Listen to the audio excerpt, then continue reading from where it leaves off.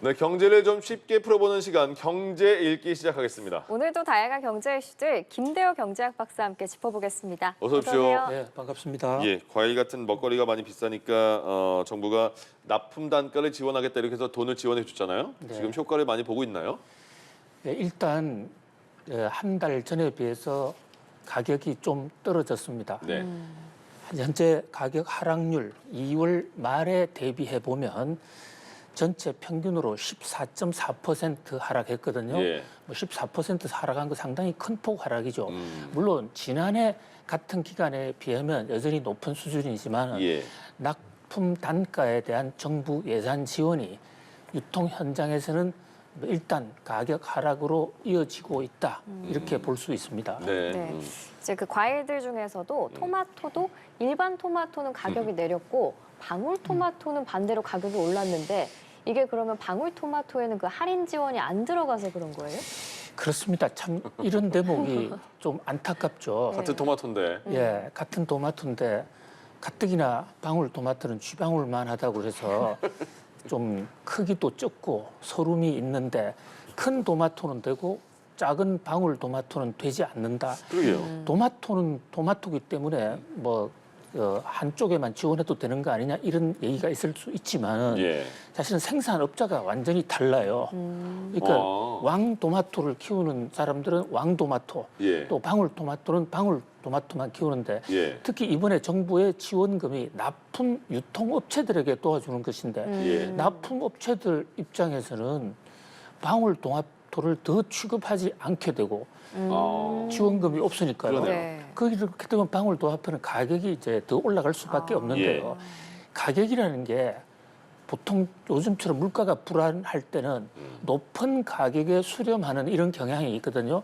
그러니까 다른 과일들의 가격을 일단 상승세를 잡았다 하더라도 예. 한두 제품이 많이 오르면 심리적으로 아직도 과일 가격이 완전히 잡히지 않았구나 이래서 다른 과일 가격도 역으로 오를 수가 있다. 예. 이런 면에서 좀 세심한 행정이 아쉽다 이렇게 볼 수가 있습니다. 예. 물론 물론 정부 입장에서는 원래 그 13개 종목을 하던 것을 18개 종목을 플러스해서 지금 31개, 21개 그러니까 21개 종목에 지금 그 가격 지원, 납품 단가 지원을 하고 있는데요.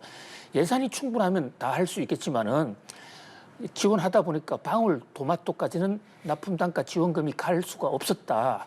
이렇게 얘기하고 있습니다. 예. 뭐 현실적인 이유이기도 한데 예. 그러나 이 방울 토마토를 수요하는 사람들은 예. 방울 토마토만 먹는 사람들은 꼭 이것만 먹어요. 그러니까 샐러드 같은 데는 방울 특히 이 왕 토마토와 방울 토마토의 가장 큰 차이는 뭐예요? 한쪽은 잘라내야 된다는 데 반해서 방울토마토를 그냥 넣으면 되기 때문에 대규모 식단을 만든다거나 샐러드로 공급할 그렇죠. 때는 방울토마토가 훨씬 유리하고 예. 영양가도 조금 다릅니다. 아, 그래요? 이 라이코펜이라는 이 두뇌 회전에 좋다는 이 영양가가 방울토마토에 훨씬 좀 더 많아요. 그런 면에서 어떻게 보면 뭐 정부가 의도적으로 방울토마토를 차별한 건 아니겠지만 예. 결과적으로 좀 부작용이 있을 수 있다. 세심한 정책적 배려가 아쉽다. 보통 우리 속담에도 예. 디테일이 운명을 좌우한다 이런 얘기가 있습니다. 사소한 것이 예. 전체 정책의 성패를 좌우할 수도 있거든요. 그렇죠. 그런 면에서 좀 교훈으로 삼아야 될 것으로 보입니다.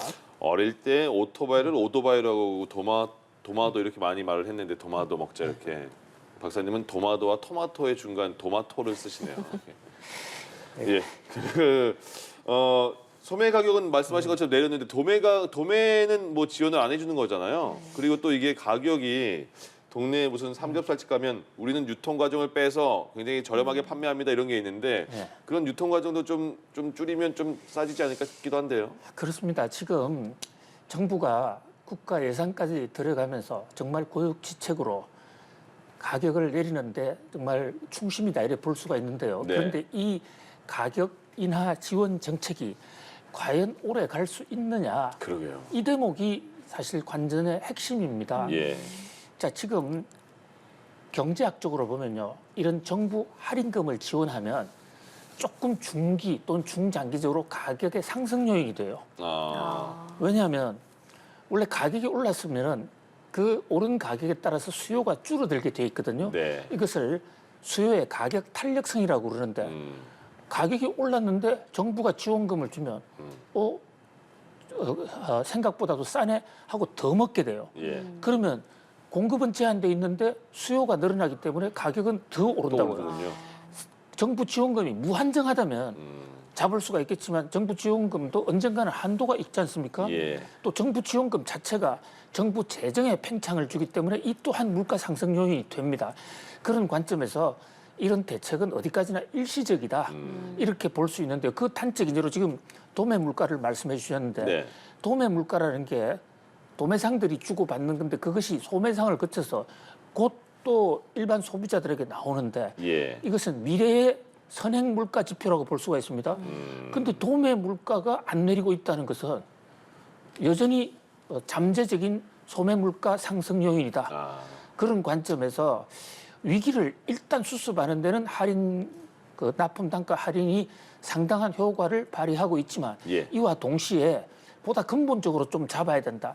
이 대목 관련해서 최상목 부총리가 아주 좋은 지적을 하셨어요. 네. 유통 단계를 좀 손봐야 된다. 예. 맞습니다. 그런데 유통 단계가 좀 더 단순해져야 되고 유통업자들끼리 경쟁할 수 있는 구도. 그런데 우리나라 유통산업은 뭐 상당히 생산성이 좀 떨어지는 것으로 좀 여러 가지 좀 악평이 나 있죠. 이번 기회에 그 대목도 잡아야 될 것 같고요. 예. 보다 더 장기적으로는 네. 결국은 생산량이 늘어나야 되는데요. 네. 지금 기후 때문에 경상북도 지역에 잘 안 된다 그러면 강원도라든지 이런 지역으로 좀 생산 지역을 확대할 필요도 있고 예. 수입 문제도 전향적으로 좀 감안할 필요가 있다 이렇게 봅니다. 네, 알겠습니다. 과일 물가 상황 살펴봤고 다음 주제로 넘어가 보면 오늘 막판 협상이 잘 안 되면 내일부터 이 서울 버스 노조가 파업에 들어갈 수도 있는데 노조가 총파업에 나선 이유는 뭔가요? 한마디로 임금 때문인데요. 잘 아시는 대로 지금 물가가 많이 올랐습니다. 그러다 보니까 뭐 서민들 살기도 어렵고 택시 운전기사들도 마찬가지겠죠. 그래서 물가가 오르면 대부분의 임금 생활자들은 우리 임금도 올려달라. 이래서 이제 임금을 올리게 되면 또 물가 오르고 이것을 인플레 악순환 과정이라고 흔히들 경제학에서도 굉장히 문제로 보고 있거든요. 예. 실제로 이제 버스를 모시는 기사님들도 네. 그동안 물가가 많이 올랐으니까 이제 시급을 12.7% 올려달라 이렇게 주장을 하고 있는데 예. 사측에서는 2.5%밖에 못 올리겠다. 이러니까 결국 10%포인트가 차이가 나니까 예. 오늘 오후 2시 반부터 마지막 협상이 있는데 이 협상이 결렬된다면 예. 예. 현재 노조의 계획으로는 내일 아침 새벽 4시부터 서울시 전면 파업입니다. 현재 지금 서울에 굴러다니는 버스가 네. 7,382대예요. 네. 그중에 파업에 참여하겠다고 이미 파업 투표까지 마쳤는데 7,210대가 현재 파업에 참여합니다. 예. 그렇게 되면 굴러다니는 버스는 70대로 줄어들 것으로 보여집니다. 예. 이게 뭐 파업이 된다면 서울시는 그래도 뭐 다른 추가 셔틀버스나 지하철 증편하겠다 이렇게 말을 하는데 근데 예전에도 파업이 있었잖아요. 그때는 어떤 식으로 타협이 됐을까요? 예, 사실 버스 파업은 최근에 거의 없었습니다. 예. 마지막 파업이 2012년, 그러니까 지금으로부터 14년 전에 파업이 있고 그 후로는 뭐 상당히 안정적으로 운영이 돼 왔었어요. 예. 그리고 이 버스는 지금 자금 부족분을 서울시 등 지방자치단체가 보조금으로 주고 있기 때문에 네. 바로 버스 요금은 노사 간의 대립 문제뿐만 아니라 한 걸음 더 나아가서 그 국민의 부담으로도 이어질 수가 있는 대목이거든요.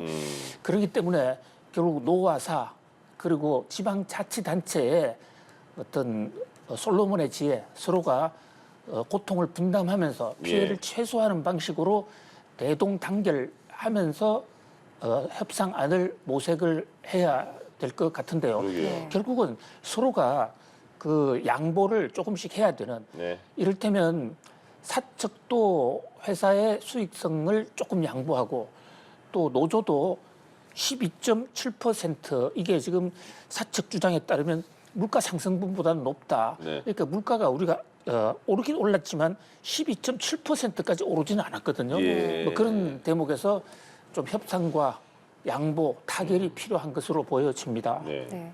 이렇게 버스 회사들이 서울시로부터 좀 보조금을 지원받는다고 말씀을 하셨어요. 이게 준공영제로 운영이 되고 있는 건데 그렇기 때문에 이렇게 시민들 불편을 야기하는 파업 이거 좀 하면 안 되는 거 아니야? 이런 생각도 있는데 어떻게 생각하세요? 그렇습니다. 사실 버스는 대중교통 수단의 최종 마지노선입니다. 예. 지하철이 물론 있죠. 그런데 네.